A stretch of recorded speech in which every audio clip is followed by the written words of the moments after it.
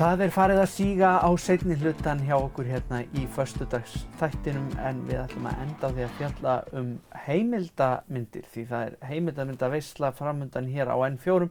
Á sunnudagskvöldið fáum við að sjá Kúbu sjálfsmynd og á miðvikudaginn ætlum við að sjá Tusk. Og hingað til mín eru komnir höfundar myndana Gunnar Konráðsson og Dagný Hulda Valbergsdóttir. Verið hjartanlega velkomin bæði tvö.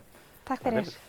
Sko, hvernig að gera svona heimildamynd? Þetta bara ekkert mál að velja efni og hrinda þessi framkvæmt? Já, ekkert mál. Það fer eftir hvað þú ert að mynda. Já. Ef þú ert að mynda eitthvað sem áhugavert og kannski segir mikla sögu og þá gerist það náttúrulega sjálfkrafa. Ef þú ert bara að mynda eitthvað og þarft að búa til söguna eftir þá hugsa ég að það sé mjög erfitt. Erfitt, já. Ert þú sammála því, Dagný? Já, oft byrjar þetta bara á einni mannesku eða samfélagið sem maður gengur inn í. Það einhver sem maður hittir og maður svona skynjar að það sé einhver saga á bakvið, að það eitthvað þarna á bakvið, eitthvað gott sem mann langar til að segja frá. Og þá oft, kannski sem starfandi í þessu fagi, að maður byrjar kannski oft bara með einu viðtali sem oft vindur upp á sig og verður að heilli mynd áður en maður í rauninni veit af. Já, það eitthvað sem þarf að kafa dýpra og eitthvað sem þarf að draga meira fram í dagsljósið. Já, í rauninni. Einmitt. Og þú, myndin þín, Gunnar, Kúba sjálfsmynd og hvað getur þú sagt okkur þessa mynd? Þetta sjálfsmynd af landinu Kúbu eða hvað? Já, það var svona pælingin að þetta væri svona hlutlaus mynd af Kúbu. Já. Já, það eru 16 ár síðan ég gerði þessa mynd, þannig að það er dálítið langt síðan. Þannig ég kannski man þetta ekkert alveg 100%. En þessi mynd samt, pælingin í þessari mynd var svo að það var, Castro var orðinn dálítið gamall, þarna árið 2005 þegar við erum að gera þetta. Og okkur langaði að ná Kúbu áður en að hann myndi láta störfum og í rauninni heyra hvað Kúburum fyndist byltinguna, hvað þeim fyndist ástandi eins og það væri, hvað þeir héldu að myndi gerast eftir að Castro myndi hætta. Og í rauninni bara ná andrúmsloftinu þá, bara eins og það var. Af því að í okkar huga þá var alltaf að fara að breytast leið að hann væri farinn, kallinn, sko. Já. Hvort sem það hefur gerst eða ekki. Þú ert eiginlega bara að fara út og gera svo framhaldsmynd og taka Já, það alveg pæling, sko. Já, algjörlega. Eigum við ekki bara að fá að sjá smá klippu úr myndinni? Endilega. Que yo recuerdo a mi familia, recuerdo todas las cosas, pero no cambiaría nunca querer volver atrás con lo de ahora, aunque esté hecho una vieja como estoy. No lo cambio porque esto es por lo que yo luché, por lo que yo aspiraba, por lo que yo quería, esto que tenemos hoy y que esperaba que tendremos más. Estoy muy pobre, pero el esfuerzo que estamos haciendo es muy grande. Y todo lo hace el pueblo también, porque es un pueblo heroico. Kúbverska byltingin átti að vera til þess að útrýma peningahyggju, en það sem hefur gerst að hún hefur margelfst. Guð Kúbuverja í dag Bandaríkjadalur. Fue una gran esperanza. Ha hecho cosas buenas. Sí, por ejemplo, en Cuba había mucho analfabetismo. Se enseñó a leer y escribir. Pero había que ver las cartillas con las que se me enseñaba a leer y escribir. Fidel es bueno, Raúl es mi amigo. Si ya había una ideologización detrás de un gesto bueno que era enseñar a leer y escribir las cosas. Árásir, viðskiptabönn, þvinganir, hótanir, samt það aldrei náðu að fella í byltinguna. Það hlýtur að segja að þetta ekki bara eitthvað. Þetta eiginlega með stuðning fólksins.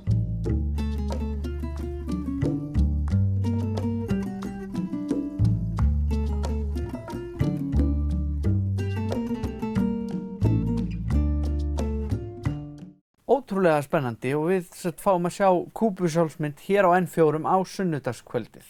Yes. Magnað. Og þá það Tusk. Já. Hvað fjallar Tusk? Tusk fjallar brasilíska glímu eða jiu-jitsu. Upphaflega átti þetta að vera taktíkurþáttur með henni Rakel sem var á dagskrá hérna N4 í vor. Og ég var nýbyrjuð í þessu sporti í vor og var að fara með hópnum mínum hérna á mót í Reykjavík og ég ætlaði bara að fara að taka yfirmyndir fyrir þennan þátt. Þetta átti bara að vera mjög saklaust og einfalt. En í leiðinni þá tók ég nokkur viðtöl, svona úr því ég var þarna. Og síðan hefur þetta undið upp á sig, heldur betur, og í allt sumar hef ég verið með myndavélina með mér. Og ég örugglega orðin óþolandi æfingafélaga minna, en ég hef mætt margar æfingar og tekið mörg viðtöl. Og ég ákvað að gera mynd úr þessu vegna þess að þetta sport, jiu-jitsu, þetta kom sjálfur mér rosalega óvart. Hversu góður andi þarna innan hús og bara einhvern veginn samstaðan sem ég hef fundið meðal ókunnugs fólks, áhuga fólks í rauninni all land. Þetta svona dró mig svolítið til sín og mér langaði til að mynda það og sýna öðrum. Þetta líka kannski svona íþrótt og sport sem að fólk þekkir ekkert sérstaklega vel. Einmitt, og margir tengja þetta við júdó, en þetta pínu eins og júdó en samt svolítið öðruvísi. Þetta til dæmis það sem kom mér á óvart, að þetta í rauninni míkrasport að því leyti að það minna verið að kasta þær í jörðina og glíman í gólfinu. Og ég sjálf 30 og það að byrja 30 í nýju sporti kannski ekkert rosalega, maður gengur ekkert að því að byrja í nýri íþrótt 30. Og þannig að mér fannst þetta mjög áhugavert. Já, frábært og ert núna að miðla því áfram, þannig að það kannski einhverju sem kveikja á sig og eigum ekki bara fá að sjá klippu úr myndinni áður lengra haldi. Endilega. Þannig að þú ert kannski á byrjunarnámskeiði og til þín mætir 16 ára strákur og fertug kona og glíma þau þá bara saman.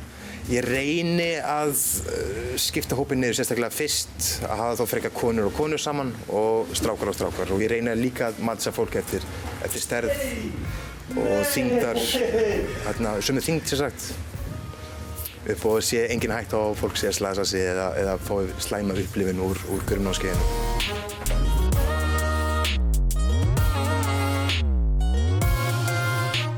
Ertu alltaf í galla þegar þú ert að glíma? Ekki alltaf. Við æfum stundum í galla og stundum ekki í göllum. Þetta svona pínu líkt júdó. Þessi gallar nema eru aðeins þynnri krag, líka þægilegra að hengja fólki í þessum heldur en júdógöllunum til dæmis. Þeir eru miklu þykkri. Júdó verður alltaf fyrsta ástin mín, íþrótta ástin mín. En júdó bara þannig íþrótt að þú getur ekki eftir hana fram eftir aldri.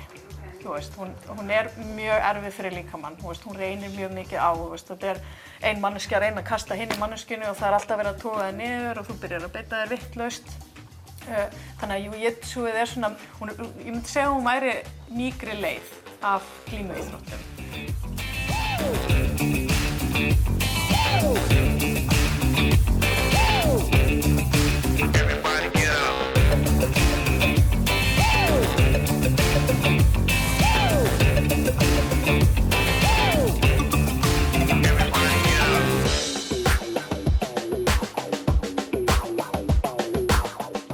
Þetta sem sagt Tusk sem við ætlum að fá að sjá á miðvikudagskvöldið hér á N4 og Kúba á sunnudaginn, þannig að það aldeilis fjölbreytt heimildarmyndaveisla framundan hérna á N4 og við hvetjum þetta bara alla til þess að horfa. Bara kærar þakkir fyrir að koma til mín og segja mér og sýna okkur úr þessu og bara gangi ykkur vel áfram í næstu heimildarmyndaverkefnum hver sem þau verða.